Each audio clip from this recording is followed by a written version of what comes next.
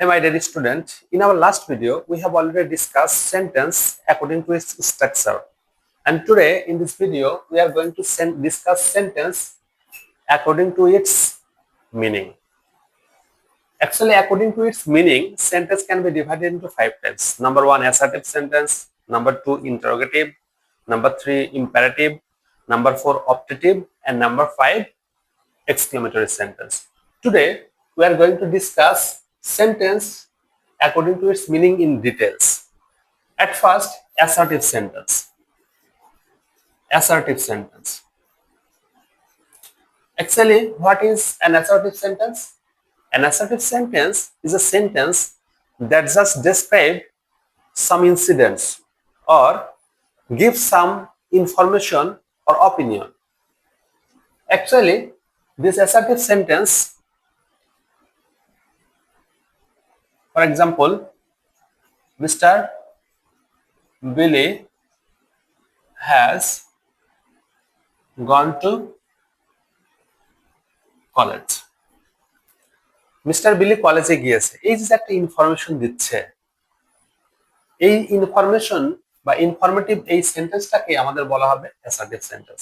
এই অ্যাসার্টিভ সেন্টেন্সটা খুব সহজে কিন্তু আমরা চিনতে পারি। কেমন? অ্যাসার্টিভ সেন্টেন্সের প্রথমে থাকবে সাবজেক্ট অর্থাৎ কর্তা, নেক্সট ভার্ব ক্রিয়া, and at the end of the sentence we will find full stop, এবং বাক্যের শেষে ফুল স্টপ থাকবে। প্রথমে সাবজেক্ট থাকবে, তারপরেই ভার্ব থাকবে এবং শেষে ফুল স্টপ থাকবে। যে সেন্টেন্সে এই স্ট্রাকচারটা সাধারণত থাকে সেই সেন্টেন্সটাকে আমরা সাধারণত কি বলি? Assertive sentence. Another example, she has finished her duty. সে তার কাজটি শেষ করেছে। এখন এই যে যে সেন্টেন্সটা, এই সেন্টেন্সটা দ্বারা সাধারণত তার কাজের যে শেষ করেছে সেটা ইনফরমেশনটা দিচ্ছে, বর্ণনা করছে। Okay, next one, interrogative sentence. Interrogative sentence.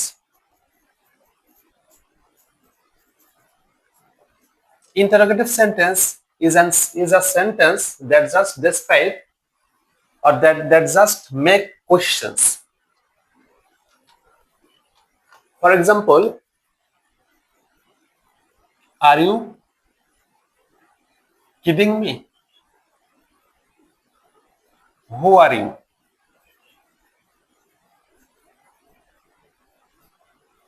তাহলে এখানে দেখো, are you kidding me and who are you, এই দুটো সেন্টেন্স দ্বারা কি বোঝাচ্ছে? প্রশ্ন বোঝাচ্ছে, প্রশ্ন করা হচ্ছে। যে সেন্টেন্স দ্বারা প্রশ্ন করা হয় সেই সেন্টেন্সটি ইন্টারোগেটিভ সেন্টেন্স। ইন্টারোগেটিভ সেন্টেন্স চেনার খুবই সহজ উপায়, সেন্টেন্সটির শেষে কি থাকবে? নোট অফ ইন্টারোগেশন থাকবে। শেষে নোট অফ ইন্টারোগেশন থাকে, মানে জিজ্ঞাসাবোধক চিহ্ন থাকবে। যে বাক্যের শেষে জিজ্ঞাসাবোধক চিহ্ন থাকে তাকে আমরা সাধারণত কি বলবো? ইন্টারোগেটিভ সেন্টেন্স বলবো। Okay, next one, imperative sentence. Imperative sentence কোন ধরনের সেন্টেন্স? ইম্পারেটিভ সেন্টেন্স সাধারণত অনুজ্ঞাসূচক সেন্টেন্স। অনুজ্ঞাসূচক সেন্টেন্স বলতে the sentence that just describe various requests, advised, ordered or proposal. সুতরাং যে সেন্টেন্স দ্বারা আদেশ, উপদেশ, অনুরোধ, নিষেধ, প্রস্তাব বোঝায় সেই সেন্টেন্সটিকে আমরা বলবো ইম্পারেটিভ সেন্টেন্স। ইম্পারেটিভ সেন্টেন্সটা যেমন go to market right now, এখনই বাজারে যাও। go to market right now, এখনই বাজারে যাও। এখানে আদেশ দেওয়া হচ্ছে, মা তার সন্তানকে বলছে হয়তো এখনই বাজারে যাও। এখানে finish the work right now, finish the work right now, or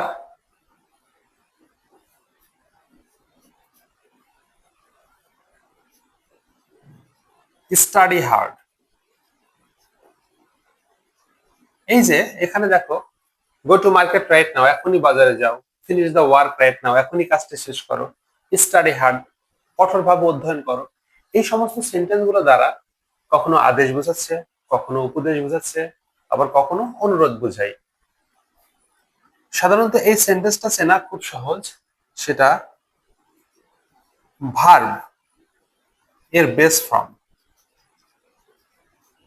অথবা প্রেজেন্ট ফর্ম দিয়ে শুরু হয়। এই সেন্টেন্সটা সাধারণত ভার্বের বেস ফর্ম অথবা প্রেজেন্ট ফর্ম দিয়ে শুরু এবং শেষে ফুল স্টপ থাকে। দেখো এখানে ভার্বের বেস ফর্ম দিয়ে শুরু হয়েছে, সাধারণত সেটাই শুরু হয়। ভার্বের বেস ফর্ম দিয়ে শুরু হয়েছে এবং শেষে ফুল স্টপ রয়েছে। এখানে ভার্বের বেস ফর্ম দিয়ে শুরু হয়েছে, শেষে ফুল স্টপ রয়েছে। সুতরাং এই সেন্টেন্স গুলোকে আমরা কোন সেন্টেন্স বলবো? এই সেন্টেন্স গুলোকে আমরা বলবো imperative sentence. Okay, next one, optative sentence. Optative sentence কাকে বলে?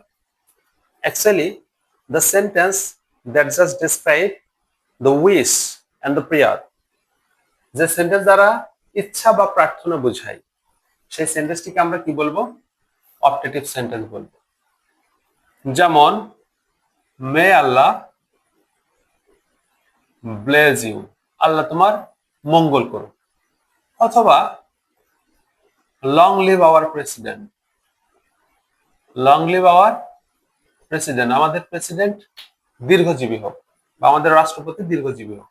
এই যে সেন্টেন্স দ্বারা সাধারণত প্রার্থনা বা ইচ্ছা প্রকাশ করা হয়। সুতরাং যে সেন্টেন্স দ্বারা ইচ্ছা বা প্রার্থনা প্রকাশ করা হবে সেই সেন্টেন্সটাকে আমরা কি বলবো? অপটেটিভ সেন্টেন্স বলবো। অপটেটিভ সেন্টেন্স চেনা সাধারণত খুবই সহজ।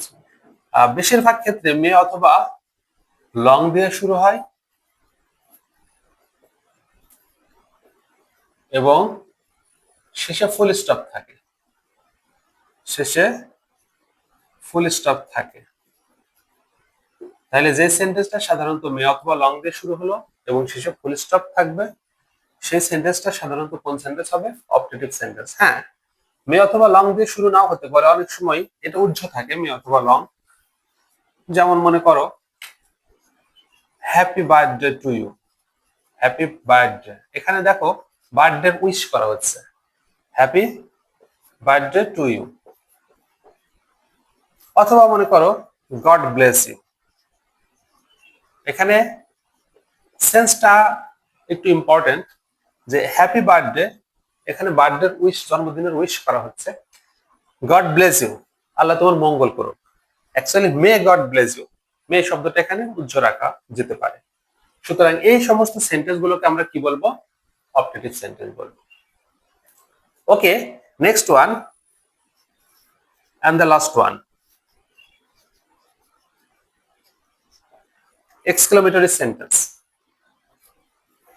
Exclamatory sentence is a sentence that just describe some surprise, some sadness, some happiness, etc. যে সেন্টেন্স দ্বারা সাধারণত বিস্ময় প্রকাশ করা হয়, অত্যধিক আনন্দ অথবা অত্যধিক দুঃখ প্রকাশ করা হয়, সেই সেন্টেন্স গুলোকে আমরা কি বলবো? এক্সক্লেমেটরি সেন্টেন্স বলবো। যেমন অ্যালাস হি হ্যাজ ডাইড, অথবা hurrah we have won the game. এখানে লক্ষ্য করো, অ্যালাস হি হ্যাজ ডাইড, হাই সে মারা গেছে। Hurrah we have won the game, আমরা জিতেছি, হুররে আমরা জিতেছি, খেলায় জিতেছি, জয়লাভ করেছি। সুতরাং এই সেন্টেন্স দ্বারা আনন্দ বোঝাচ্ছে, এটা দ্বারা দুঃখ বোঝাচ্ছে। আবার oh my God, oh my God you have got GPA 5, হাই আমার ঈশ্বর তুমি জিপিএ 5 পেয়েছো। দেখো এখানে এই যে সেন্টেন্স দ্বারা, এটা দ্বারা অতিশয়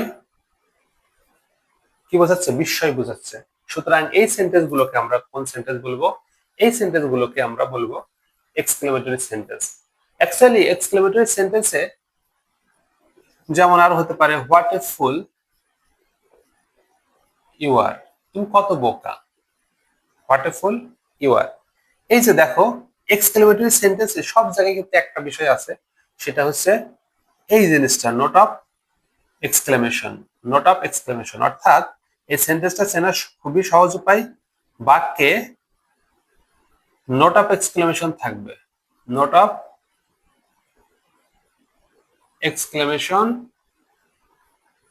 থাকবে। অর্থাৎ যে সেন্টেন্স দ্বারা অতিশয় দুঃখ, অতিশয় আনন্দ এবং অতিশয় বিস্ময় বোঝায়, সেই সেন্টেন্স গুলোকে আমরা কি বলবো? Exclamatory sentence. সাধারণত এক্সক্লেমেটরি সেন্টেন্সের প্রথমে হোক, শেষে হোক, মাঝে হোক, যেখানেই হোক আমাদের এই চিহ্নটা থাকবে, যেটাকে বলে note of exclamation. Thank you very much.